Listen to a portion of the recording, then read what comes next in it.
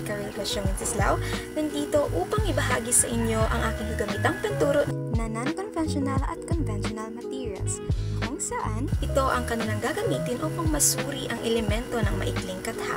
Uunahin natin ang conventional na kagamitan.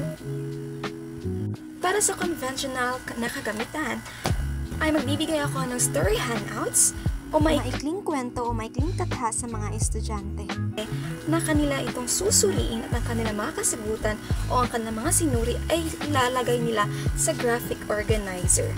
So nandito, ang pamagat ng maikling katha ay ang lihim sa lumang bahay, na kung saan ang kanilang mga kasagutan ay ilalagay nila dito sa tauhan, tagpuan, ang banghay na kung saan ang simula, gitna, at wakas. Ang disenyo ng graphic organizer ay konektado lamang sa ating maikling kwento, maikling katha na ang lihim sa lumang bahay. At para sa ating non-conventional na kagamitan ay gumamit tayo ng nearpad na kung saan ito ang kanilang gagamitin upang masuri ang elemento ng katha. Kailangan mong ilagay o register ang iyong pangalan at pagkatapos ay mag-join game.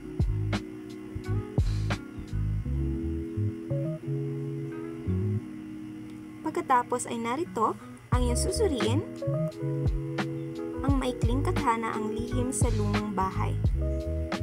At kanila itong sasagutan ang mga katanungan na nandito sa ating aktibidad, kung saan ito lamang ay patungkol sa maikling katha o maikling kwento na kanilang susuriin.